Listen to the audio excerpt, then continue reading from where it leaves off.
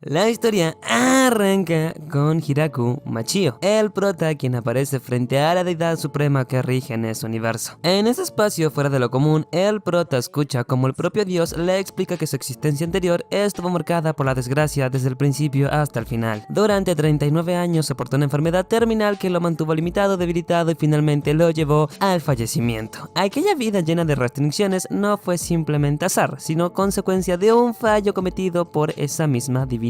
Reconociendo su responsabilidad, el dios decide compensarlo otorgándole una nueva oportunidad. Le promete un cuerpo completamente sano, fuerte y libre de cualquier enfermedad. Luego de exponer su intención de reparar el error, la deidad le concede la posibilidad de elegir algún deseo personal antes de enviarlo de regreso al mundo. Hiraku reflexiona y finalmente expresa su anhelo de dedicarse a la agricultura. Durante los interminables días postrado en una cama del hospital, encontraba consuelo viendo un programa de televisión centrado en la vida agrícola de una idol que experimentaba el trabajo en el campo. Aquellas imágenes de cultivos, tierra fértil y rutinas tranquilas se convirtieron en su pequeño escape mental. Además, debido a que su enfermedad le impedía relacionarse con normalidad en su vida pasada, ahora desea llevar una existencia serena, cultivando en paz. El dios acepta sin objeciones y no solamente le confirma que va a renacer con un cuerpo saludable, sino que también, tras obtener la aprobación de la deidad asociada a la agricultura, le concede una habilidad especial, una herramienta agrícola omnipotente. Sin dar mayores explicaciones, simplemente le indica que disfrute al máximo esta segunda oportunidad. Acto seguido lo envía al nuevo mundo. Hiraku despierta en medio de un bosque, ahora dentro de un cuerpo que responde bien a cada movimiento. La sensación de poder flexionar los brazos y sostenerse sobre sus propias piernas después de tantos años lo hace feliz. Sin embargo, cuando observa a su alrededor, comprende la magnitud del desafío que tiene adelante. No hay aldeas, caminos ni señales de civilización, únicamente árboles altos. Recordando entonces las palabras del dios acerca de aquella herramienta agrícola absoluta, Hiraku concentra su atención en esa idea. En cuestión de segundos se materializa una herramienta con brillo. Sin perder tiempo, empieza a trabajar la tierra, hundiendo la hoja en el suelo con firmeza. Para su sorpresa, las raíces no representan obstáculo alguno y la tierra queda removida con una textura perfecta. No experimenta fatiga ni dificultad física, lo que lo lleva a comprender que no se trata de una herramienta ordinaria, sino de un poder de naturaleza mágica. Aún así, comprende que antes de pensar en sembrar, lo esencial es asegurarse recursos básicos para poder sobrevivir. Con esa prioridad en mente, comienza a explorar los alrededores. Camina durante un buen tramo entre árboles densos, pero no encuentra ríos ni arroyos. Esto lo obliga a avanzar hasta que finalmente llega a un punto donde se alza un árbol colosal, mucho más grande que el resto.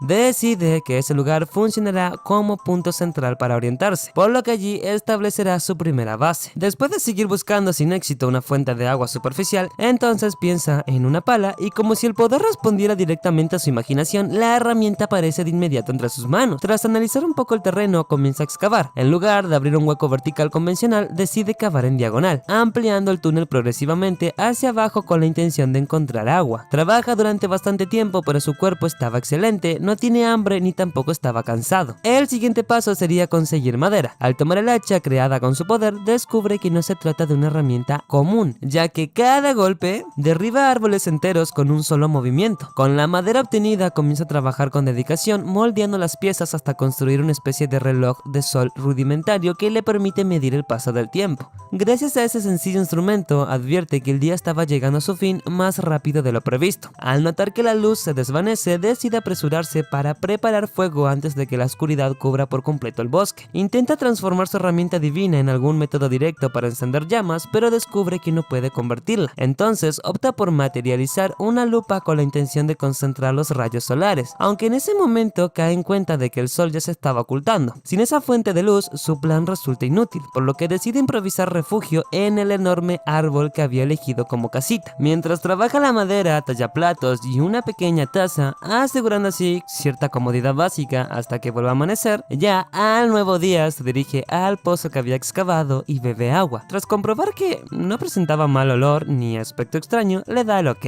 El siguiente objetivo es conseguir alimento. Aunque su cuerpo no muestra señales de cansancio gracias al poder agrícola, sabe que el hambre es una necesidad natural que tarde o temprano aparecerá. Mientras recorre los alrededores, un conejo salvaje aparece y se lanza contra él. Reaccionando con rapidez, utiliza su herramienta transformada en arma y logra eliminarlo, por lo que ya tiene su comida. Después comprende que también debe ocuparse de algo esencial para la vida, sus necesidades. Sin embargo, al estar en medio del bosque le resulta incómodo, por lo que decide construir un baño más completo, levantando paredes y creando un espacio cerrado que le brinde mayor privacidad. Ahora sí Sí, bro. Luego, Hiraku se concentra en preparar la tierra. Utiliza su herramienta para remover el suelo, dejándolo suelto, uniforme y con una textura ideal para el cultivo, y empieza a pensar qué productos podrían servirle para sobrevivir. Sin embargo, al enfrentarse a la realidad, recuerda que no posee semillas. Esa carencia lo desanima, así que decide dejar el asunto para el día siguiente y descansar. Al despertar, nota que sobre la tierra que había preparado el día anterior, ahora reposan pequeñas semillas. No logra determinar si fue obra automática de la herramienta agrícola o si en ese mundo la naturaleza funciona bajo reglas distintas. Ahora entiende que si desea que su futura cosecha prospere, debe protegerla, ya que, bueno, en ese bosque no solamente habitan conejos salvajes, sino que también criaturas que podrían representar una pequeñita amenaza mayor. Actuando como un agricultor 5 estrellas, empieza a levantar cercas de madera alrededor del área. Además, excava zanjas juntos a la valla, creando una línea defensiva que funcionaría como trampa. Mientras realiza estos trabajos, algunos conejos intentan atacarlo, pero logra eliminarlos utilizando su herramienta, la que no solamente protege el terreno, sino que también le asegura provisiones de carne. Después se dedica a regar las semillas con el agua del pozo, procurando acelerar su crecimiento. Deposita cierta esperanza en que aquellas plantas sean comestibles y no simplemente adornos, ya que de ello depende que todo el esfuerzo invertido tenga sentido. Con el paso de los días, su base ya empieza a tomar forma. No obstante, al momento de ensamblar las partes superiores, descubre que incluso con su buen estado físico le resulta complicado hacer las partes altas. Con el paso de los días, la rutina en el bosque empieza a transformarse en algo completamente distinto a lo que fue su antigua vida. Cada día hace que el prota se sienta más feliz que nunca y con mucha más energía y motivación. En uno de esos días, nota la presencia de 2 perros en las afueras de su campo. En lugar de ahuyentarlos, Hiraku coloca una tabla de madera a modo de puente para que puedan entrar. Una vez dentro, decide ofrecerles carne de jabalí que había obtenido tiempo atrás, cuando abatió el animal al intentar saltar la cerca. Al caer la noche, los lleva a su casita para que descansen bajo techo. Nota que la hembra estaba a punto de parir, por lo que considera bien llevarlos. A la mañana siguiente, el prota ve a los 4 cachorros recién nacidos que descansan junto a la madre, por lo que corta la mejor parte del restante del jabalí y se lo ofrece a los perros, celebrando así su nacimiento. Con el paso de algunos días, comprende que la primera cabaña ya no le pertenecía del todo. Los perros se quedaron con la casita, así que decide construir una nueva casa más grande para él. Paralelamente, los cultivos alcanzan su punto de maduración y finalmente logra cosechar los primeros tomates con éxito. A los perros los llama Kuro y Yuki, y ambos parecen haber decidido quedarse a su lado para siempre, mientras él se ocupa de sembrar, regar y expandir el terreno. Ellos patrullan los alrededores y cazan, reforzando la seguridad. La escena cambia hacia el dios que lo envió a ese mundo. El dios siente curiosidad por saber cómo se encuentra Hiraku y decide observar la región donde fue trasladado. Sin embargo, al enfocar su atención, se asusta, ya que el lugar al que lo envió no es un bosque común, sino una zona extremadamente peligrosa e infestada de criaturas monstruosas. Es un territorio temido incluso por los habitantes de ese mundo, conocido por muchos como el Bosque de la Muerte, bosque bajo el mandato del Rey Demonio. Entiende que lo dejó en una zona realmente peligrosa y por momento piensa en intervenir para corregir su error. Sin embargo, descubre que no puede hacer nada desde su posición, solamente le queda mirar y esperar a que no muera. Mientras tanto, en el bosque, Hiraku sigue avanzando sin saber nada de eso. Con el paso de los días, empieza a entender mejor cómo funciona su poder. Descubre que cuando usa la azada y al mismo tiempo piensa con claridad en un vegetal específico, la tierra responde y lo siembra al instante. Gracias a eso, puede plantar casi cualquier cosa que imagine, lo que amplía muchísimo sus posibilidades. Aún así, no todo es perfecto. En el proceso también aprende que existen errores en el cultivo, como el caso de ciertas papas que pueden volverse venenosas si no se manejan bien. Eso le deja claro que no basta con tener una habilidad especial, sino que también necesita aprender, probar y mejorar con la experiencia. Además de los cultivos básicos, decide plantar varios árboles frutales alrededor de su terreno. Lo hace pensando a largo plazo, imaginando un futuro donde pueda comer algo más variado, sin sal ni condimentos. Sus comidas son bastante simples, así que contar con distintas frutas sería un buen cambio. Poco a poco su campo empieza a verse más vivo y organizado. En el enorme árbol que usa como punto central, también talla estatuas gigantes como forma de agradecimiento a los dioses que le dieron esta segunda oportunidad y sus habilidades especiales. Hiraku también admite que la compañía de Kuro y Yuki es más importante de lo que imaginó. Sin ellos, la soledad en medio de ese bosque sería aburrida. Además de compañía, son de gran ayuda. Tienen un olfato increíble y gracias a eso puede aventurarse más lejos sin miedo a perderse. Gracias al buen olfato de sus perros, logra encontrar un río no muy lejos de su terreno. Ver esa corriente de agua le cambia el panorama porque ahora tiene una fuente constante que puede aprovechar para mejorar su casa y sus cultivos. Para transportar materiales hasta allí, convierte su herramienta en una carreta resistente. El problema es que el suelo del bosque no es nada firme. Aún así, logra adaptarse y termina usando el río a su favor. Con el tiempo, amplía todavía más sus cultivos, planta caña de azúcar y más más árboles frutales, buscando variedad para no depender siempre de lo mismo. Sin embargo, hay algo que sigue faltando en su mesa: sal. Sus comidas funcionan para alimentarlo, pero el sabor es demasiado simple y empieza a notar lo repetitivo que se vuelve todo sin condimentos. Los días avanzan y el clima cambia. No se da cuenta de inmediato, pero cuando el aire se vuelve más frío entiende que el invierno ha llegado. Eso lo inquieta porque no sabe qué tan duro puede ser en ese mundo. Intenta usar pieles de conejo para hacerse ropa más abrigada, pero el resultado no lo convence. Además del aspecto extraño, el olor no ayuda en nada. Entonces es cuando aparece una araña enorme, de aspecto intimidante, claramente una criatura peligrosa. En lugar de atacarlo, le ofrece telas de altísima calidad producidas por ella misma, por lo que el prota no desaprovecha la oportunidad y le permite quedarse a vivir en el gran árbol. Gracias a eso, pronto cuenta con ropa y textiles mucho más cómodos y resistentes. Termina llamándola Sabutón, por su parecido con un cojín grandote y esponjoso. Con un abrigo asegurado y su hogar estable, finalmente puede relajarse un poco, incluso preparándose una bebida caliente para pasar el frío. Sin embargo, durante el invierno, la sensación de soledad se vuelve más fuerte. Aunque tiene a sus animales, se empieza a notar que lleva demasiado tiempo sin hablar con otra persona, sintiendo que ya no sabe ni siquiera cómo hablar. Como yo con las mujeres, claro que sí. A la mañana siguiente, los cachorros ya no estaban en los alrededores de la cabaña. Se habían internado en el bosque sin avisar, y al ver eso, Hiraku piensa que tal vez ya crecieron lo suficiente como para irse por su cuenta. No le da demasiadas vueltas y sigue preparando su comida como siempre. Sin embargo, al poco tiempo regresan todos y no vienen solos. Se nota que salieron a buscar pareja e incluso tuvieron que pelear para conseguirla. El grupo ahora es más grande y más ruidoso que antes. Como si eso no fuera suficiente, Sabutón también aparece, pero esta vez acompañada por varias arañitas pequeñas. Es entonces cuando Hiraku entiende que ella también había formado su propia familia. Al ver que tanto los perros como la araña ahora estaban rodeados de crías, algo se mueve dentro de él. Siente una pequeña envidia, ya que él está re solo. Para distraerse, decide enfocarse en el trabajo, como siempre ha hecho. De pronto, Sabutón emite una señal de alerta. No es un sonido cualquiera, es una advertencia clara. Los perros reaccionan de inmediato y guían a Hiraku hacia el bosque. Allí se encuentra con una chica rodeada por cachorros y arañas, aparentemente acorralada. Ella parece pedir ayuda y sin dudarlo demasiado, Hiraku se acerca con intención de auxiliarla. Pero en cuanto se aproxima a la chica, se lanza sobre él y muerde su cuello para beber su sangre. La situación deja en claro que no se trata de un humano común, sino de una vampira. Los perros no tardan en intervenir, no permiten que toquen a su dueño y la atacan en grupo con movimientos rápidos y coordinados. Entre golpes la reducen hasta dejarla en un estado mucho más débil, incluso más pequeña que al inicio. Una vez controlada la amenaza, Hiraku intenta entender la situación y enfrentar a la chica para saber si realmente es su enemiga. O sea, bro, solamente te quiso desvivir, pero no es tu enemiga. La chica vampira le asegura que no es su enemiga. Hiraku le pide que deje de provocar a los perros, ya que todo empezó cuando ella lo mordió sin previo aviso. Ella explica que no fue algo planeado, simplemente no pudo contenerse. Al observarla con más calma, Hiraku nota que su actitud no parece agresiva, sino más desesperada. Poco a poco entiende lo que ocurrió. Ella había gastado demasiada energía y necesitaba sangre para recuperar fuerzas. Por eso no podía mantener bien su forma física ni siquiera su ropa. Luego le pregunta por qué intentó enfrentarse a los perros y ella admite que creyó que podía derrotar al menos a uno. En otras palabras, fue ella quien inició el problema. Aún así, al verla tan debilitada, después de la paliza que recibió, Hiraku siente cierta culpa. Decide ofrecerle un poco más de su sangre para que pueda estabilizarse por completo. La pequeña vampira acepta y vuelve a morder su cuello, esta vez con más calma. Aunque Hiraku nota que estaba perdiendo bastante sangre y siente una ligera debilidad, su cuerpo no muestra efectos graves. Probablemente se deba a la condición física perfecta que recibió al renacer. El prota la observa y nota que, aún habiendo crecido, sigue siendo un poco más pequeña que antes. Ella le explica que si continuara bebiendo más, él podría desvivir de verdad. Sin embargo, él le permite tomar lo necesario hasta que termine de recuperarse. Una vez satisfecha, la vampira regresa a su tamaño original y acompaña a Hiraku hasta los campos de cultivo. Al ver las plantaciones en medio de ese bosque de la muerte, se sorprende demasiado. Por su parte, Hiraku no puede ocultar lo feliz que se siente. Después de tanto tiempo rodeado solamente de animales, por fin tiene a alguien con quien hablar. Se muestra animado, así que le enseña sus cultivos, el pozo, las cercas y todo lo que ha construido con esfuerzo. Mientras conversan, ella se presenta como Lulusi, una vampira que llegó a ese bosque escapando de ciertos problemas. Había estado investigando plantas medicinales y eso la metió en conflictos con otras personas, así que decide esconderse en el lugar más peligroso que encontró para perderse por un tiempo. Nunca se imaginó encontrarse con alguien viviendo allí, y mucho menos con un campo de cultivo tan bien organizado. Lulu observa todo con demasiado asombro. Le cuesta creer que él conviva tranquilamente con criaturas que para otros serían monstruos imposibles de domesticar. Para ella, esos animales son extremadamente peligrosos, pero en ese lugar actúan como si fueran simples mascotas. También le confiesa que el poder de Hiraku es algo que jamás había visto. La forma en que trabaja la tierra y crea herramientas es completamente distinta a cualquier magia que conozca, y con cierta timidez ella le pregunta si podría visitarlo más seguido. Hiraku, en lugar de dudar, va un paso más allá y le propone que se quede a vivir con él. La idea la toma por sorpresa y la pone muy nerviosa, ya que eso implicaría, bueno, una cercanía mucho mayor. Además, le recuerda que es una vampira y que eso podría traer complicaciones. Sin embargo, el prota, que estaba muy desesperado por cierto, le responde que eso no representa un problema. Le admite que la soledad le ha pesado más de lo que quiere aceptar y que le gustaría compartir su día a día con alguien. Para él, tenerla a su lado como compañera haría que esta nueva vida fuera todavía mejor. Después de escucharlo, Lulu termina aceptando quedarse, aunque le deja claro que quiere que todo avance con calma. Apenas se conocen y no piensa dar pasos tan grandes de golpe. Hiraku se queda algo sorprendido al principio, pero enseguida entiende que se dejó llevar por la emoción. Habían hablado muy poco y ya estaba pensando en compartir la vida entera con ella. Aún así, el hecho de que decidiera quedarse ya significa mucho para él. Al día siguiente, Lulu se muestra de buen ánimo. El lugar le parece perfecto para plantar sus hierbas medicinales y continuar con sus estudios sin que nadie la moleste. Empieza a organizar pequeños espacios para sembrar sus plantas especiales, aprovechando la tierra fértil que Hiraku ha trabajado. En otro punto del mundo, una joven rubia conversa con un hombre acerca del temido bosque donde vive Hiraku. Escucha que es un sitio al que casi nadie puede entrar y salir con vida, y que para atravesarlo harían falta alas o una ayuda divina muy directa. A pesar de todo, la idea no la intimida. Al contrario, despierta su interés y decide que quiere ir hasta allí. Unos días después, en el bosque, Hiraku sale a su casa junto a Lulu para empezar la jornada. Ella tiene dificultades para adaptarse al ritmo temprano, ya que el sol y el día no le resultan muy cómodos por ser una vampira. Lulu también empieza a aportar lo suyo en la casa, usa su magia para colocar iluminación en el baño que Hiraku había construido, dejando el lugar mucho más cómodo durante la noche. Mientras comen juntos, ella le pregunta por qué no usa sal en sus comidas. Él le explica que simplemente no ha encontrado forma de poder crearla. Entonces Lulu le enseña algo evidente. En la tierra que había excavado había restos de sal visibles en las paredes del pozo. Solamente necesitaba recolectarla, disolverla en agua y hervirla para obtener que sea utilizable. La revelación lo deja en silencio. Todo ese tiempo había tenido el recurso frente a sus ojos y nunca lo notó. Se da cuenta de que se enfocó tanto en trabajar y producir que no prestó suficiente atención a los detalles del entorno. Más tarde, ambos descansan tranquilos mientras toman té. El ambiente es relajado hasta que Sabutón activa la señal de alerta. Los perros han capturado a alguien. Cuando Hiraku se acerca, descubre que se trata de un ángel. Como lograron atraparla es un misterio, pero ahí estaba, retenida por los animales. En cuanto él interviene, la chica oculta sus alas y usa su magia para arreglar su apariencia. Al ver a Lulu, el ángel la reconoce de inmediato y le exige que deje de huir. Apenas dice eso, los perros reaccionan y vuelven a lanzarse contra ella. Tras calmar la situación, ambas terminan conversando más tranquilas, compartiendo la extraña experiencia de haber sido atacadas por los mismos perros del prota. La chica mira a Lulu y le pregunta si se quedó en ese lugar por el prota. Ella, con el rostro rojo, responde que sí, que bueno, él era su esposo. Esas palabras dejan a Hiraku completamente sorprendido. Nunca nadie lo había llamado así. El ángel también se queda impactada por la naturalidad con lo que lo dijo. Decide entonces presentarse de manera formal. Hace aparecer sus alas otra vez y dice su nombre. Es Tia, perteneciente a la raza de los ángeles. Hiraku, curioso, le pregunta si eso significa que sirve directamente a un dios. Lulu interviene antes de que Tia responda y comenta que no es algo tan especial, que los ángeles son más bien guerreros con mucha fuerza física. El comentario no le cae nada bien a Tia, quien aclara que hubo tiempos en los que su raza fue objeto de adoración y respeto. El prota quiere entender mejor la situación y pregunta por qué la estaba persiguiendo. Tia